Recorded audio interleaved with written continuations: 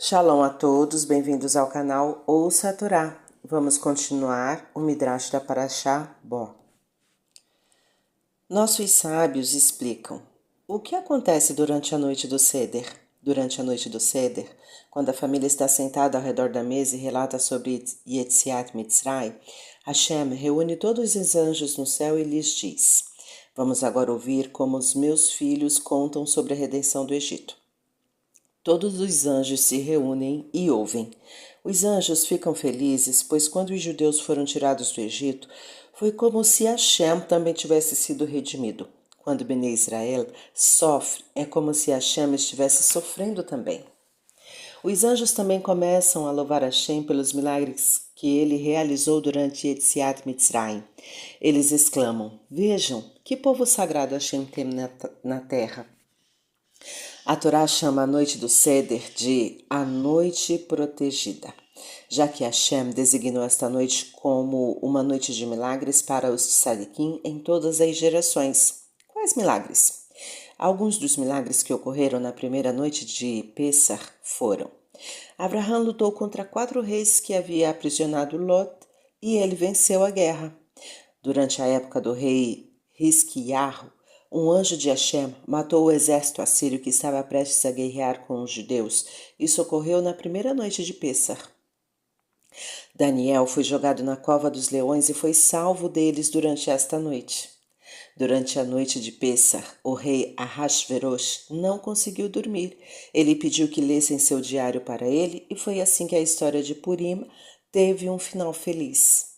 Durante esta noite, Hashem realizará futuramente muitos milagres através de Elial e Mashiach no final do exílio.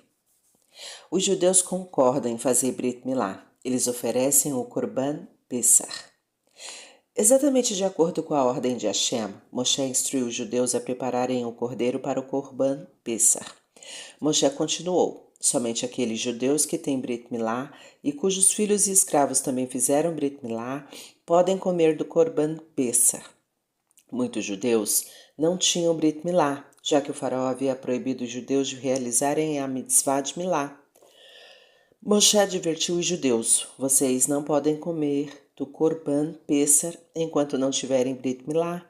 Vocês podem ver que Milá é uma mitzvah importante porque quando eu estava a caminho do Egito, quase fui morto por um anjo por não ter feito Brit Milá em meu filho. Os judeus concordaram que Moshe fizesse Milá neles e em seus filhos. Hashem disse: agora Bnei Israel merece ser redimido. Eles cumpriram 2 mitzvot, Brit Milá e a oferenda do Korban Pessah. Foi em um Shabat que os judeus pegaram seus cordeiros e os trouxeram para casa para mantê-los como Korbanot Pessah. Conforme a Parashá Shemot, sob o título Moshe é punido por atrasar o Brit Milá de seu filho, sobre o relato de Moshe quase ter sido morto pelo anjo.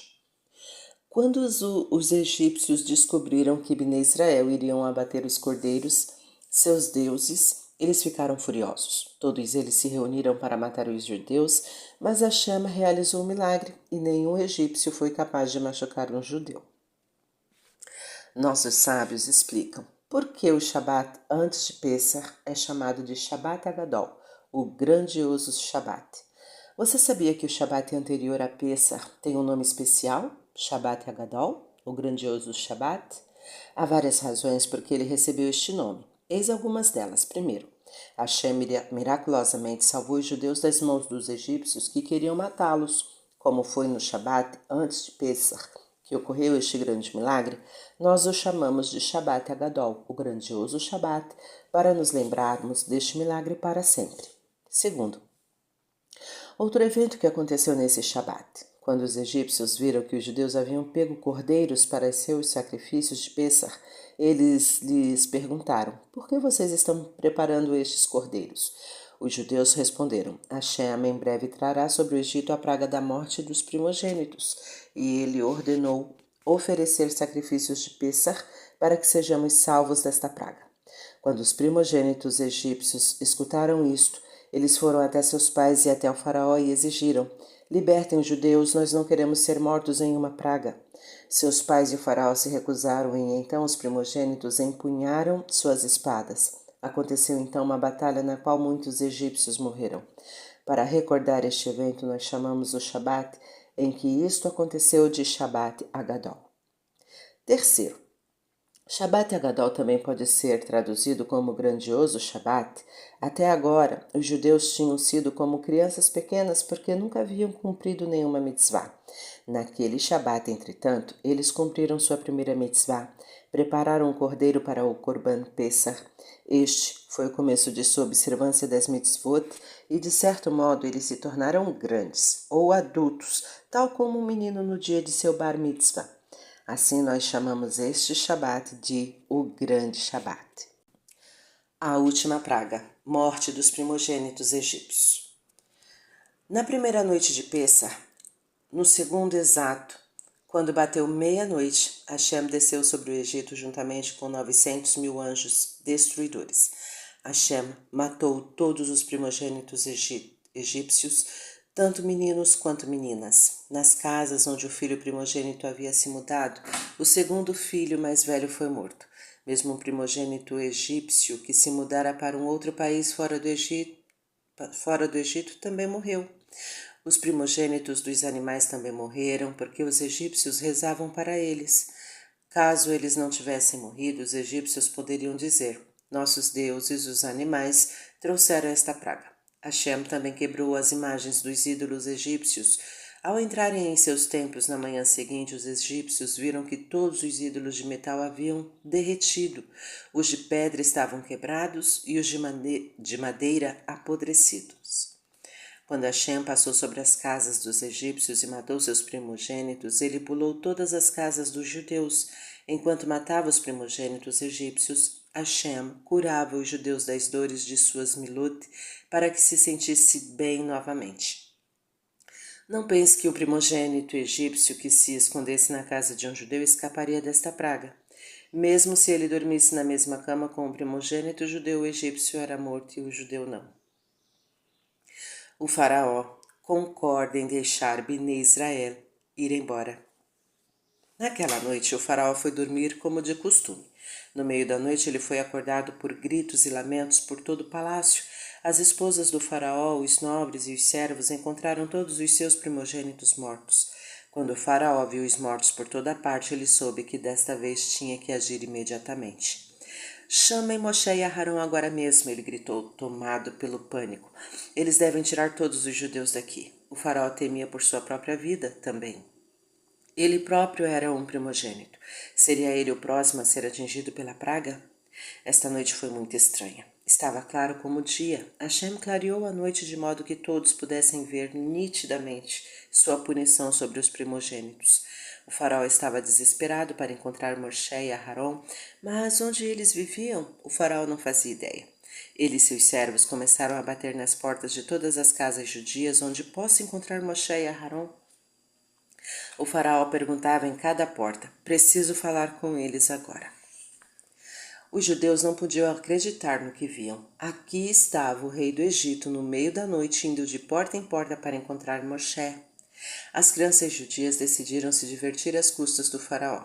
Moshe mora aqui, falava uma criança. Não é ali, dizia a outra. Levou muito tempo até que o faraó encontrasse a casa certa. O faraó suplicou a Moshe: leve todos os judeus de uma vez, homens, mulheres, crianças e seus animais também. Você me disse que somente os primogênitos morreriam, mas não há uma casa egípcia que não tenha um morto dentro dela. Por favor, reze para Hashem, para que eu não morra também. Eu sou um primogênito e estou com muito medo que Hashem me mate. Moshe respondeu: nós não sairemos do Egito no meio da noite como ladrões, nós iremos amanhã pela manhã. Bnei Israel, vão embora do Egito. Na manhã seguinte, Bnei Israel, homens, mulheres, meninos e meninas, deixaram a terra do Egito. A eles se juntaram o Erev Rav, um grande grupo de egípcios que ficaram tão impressionados depois de verem as 10 pragas que decidiram se tornar judeus e seguir Bnei Israel. Bnei Israel havia preparado massa para ser assada e levada na viagem, mas os egípcios os pressionaram tanto para partirem logo que os judeus não tiveram tempo de deixar a massa crescer o suficiente para ser assada e virar pão. Assim eles levaram com eles uma massa crua que não fermentou. Mais tarde ela ficou assada pelo sol e virou matzá. Os judeus também levaram em suas próprias costas a matzá e o maror que sobraram de sua refeição de Pêssar. Eles não quiseram colocar estas sobre seus jumentos, mas preferiram carregá-las consigo, de tanto que eles apreciavam e amavam as mitzvot de Hashem. Antes de Bnei Israel partir, Moshe lhes ordenou: peçam ouro e prata aos seus vizinhos egípcios. Os judeus pediram os objetos de valor que seus vizinhos e os egípcios lhe deram tudo o que pediram. Desta forma, Hashem cumpriu a promessa que ele fizera a Avraham mais de 400 anos antes. Seus filhos, Bnei Israel, estarão em uma terra estrangeira e serão escravos lá, mas depois eles sairão com grandes riquezas. Nossos sábios explicam com que Moshe estava ocupado antes de sair de Mitzrayim. Moshe adiou a mitzvah de pedir ouro e prata aos egípcios. Ele estava ocupado com duas outras mitzvot que o impediram de se tornar um homem rico como o restante de Bnei Israel. Primeiro, ele cortou e recolheu madeira de Sitim. Quando nosso patriarca Yaakov foi para o Egito, ele plantou cedros ali porque ele sabia que um dia os judeus precisariam de sua madeira para construir o Mishkan. Agora Moshe estava recolhendo toda essa madeira de cedro. Os de Sadiquim dentre Bnei Israel a carregaram para fora do Egito. Esta madeira foi usada para as vigas do Mishkan. 2. Moshe sabia que Bnei Israel prometera a Yosef levar seus ossos quando saíssem do Egito. Moshe queria cumprir esta promessa, mas ele tinha um pequeno problema. Onde Yosef estava enterrado? Moshe não sabia, pois Yosef fora enterrado cerca de 60 anos antes de ele nascer. Mas Moshe encontrou uma senhora muito idosa, Serar, a filha de Asher, ben Yaakov, que revelou a Moshe: eu sei onde os egípcios enterraram Yosef. Eles puseram seu corpo em um caixão de metal e o afundaram no rio Nilo. Venha, eu mostrarei a você o local onde foi afundado o caixão de Yosef. E Serar levou Moshe até lá. Moshe pegou uma placa de ouro e escreveu nela: Aleshor, levante-se, touro, porque Yosef é comparado na Torá a um touro forte. Hashem realizou um milagre e o pesado caixão de ferro flutuou sobre a superfície do rio. De acordo com outra opinião de nossos sábios, Yosef foi enterrado no cemitério dos reis egípcios. Quando Moshe foi até este cemitério, ele viu filas e filas de caixões e não sabia qual deles era o de Yosef. Hashem, no entanto, fez com que o caixão de Yosef se balançasse miraculosamente. Assim Moshe pegou e o entregou a Bnei Israel para ser levado com eles para o deserto. Na verdade, Moshe não recolheu ouro e prata dos egípcios, mas você acha que ele permaneceu pobre? Não, pois Hashem lhe retribuiu de uma maneira diferente. As Luhot, as tábuas que ele deu a Bnei Israel no Har Sinai, foram talhadas em safira, uma pedra preciosa. Quando Moshe talhou as segundas Luhot, Hashem lhe deu toda a safira que restou, depois que as tábuas ficaram prontas, e Moshe se tornou um homem rico. Hashem concedeu grande honra a Moshe por ele ter cuidado do caixão de Yosef. Você sabe quem enterrou Moshe depois que ele morreu? A resposta é que não foi nenhuma pessoa, foi Hashem, ele próprio. Porque Moshe, o maior de todos os judeus, cuidou para que Yosef tivesse um enterro adequado, Moshe foi enterrado pelo maior de todos, Hashem, ele próprio. Esta foi a grande honra concedida por Hashem a Moshe. O Midrash nos conta como Hashem tirou Bnei Israel do Egito apesar da magia dos egípcios. Os egípcios eram feiticeiros fantásticos. Com sua magia, eles sabiam como impedir que qualquer pessoa saísse do Egito sem permissão. Em cada portão do Egito havia cães esculpidos em ouro. Estes cães de ouro começavam a latir assim que algum escravo tentava escapar do Egito. Eles lançavam feitiços sobre o escravo fugitivo de modo que ele era mantido dentro dos limites do país. No entanto, quando Hashem tirou Bnei Israel do Egito, ele anulou toda a magia. Nenhum dos cães sequer moveu sua língua contra Bnei Israel. Os judeus saíram livremente. Hashem ordena duas mitzvot que nos ajudam a recordar Yetziat Mitzrayim. Hashem ordenou a Moshe que instruísse Bnei Israel em duas mitzvot que os ajudariam a recordar para sempre como Hashem os tirara do Egito.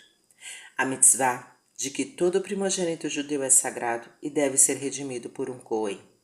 Como Hashem salvou da morte todos os primogênitos judeus do Egito, ele decretou que cada um deles é sagrado e lhe pertence.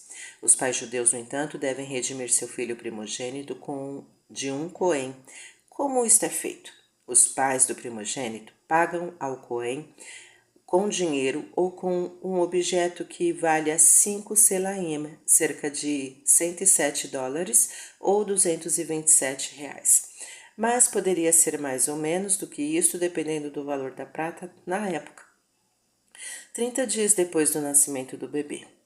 Este ato é chamado de resgate do primogênito, a mitzvah de Pidyon Aben. Comprar de volta o filho primogênito é acompanhada de uma refeição festiva e muita alegria. Hashem também ordenou que cada primogênito de gado kasher pertence ao Cohen. Um judeu também não pode utilizar o filhote primogênito de um burro. Este também deve ser redimido ou então morto através de um golpe de machado em seu pescoço. A mitzvah de colocar tefilim. Hashem ordenou que todos os homens judeus a partir dos 13 anos coloquem tefilim todos os dias. Dentro dos tefilim, há pergaminhos onde estão escritos alguns trechos da Torá. Alguns dos pesukim dentro dos tefilim falam sobre Yetziat Mitzrayim. Portanto, ao colocar os tefilim, nós também nos recordamos como Hashem nos tirou do Egito. Final da Parashá. Tá gostando do conteúdo do canal? Então curta, comenta, compartilha. Ainda não é inscrito? Se inscreve, ativa o sininho, fica por dentro das novidades. Shalom a todos.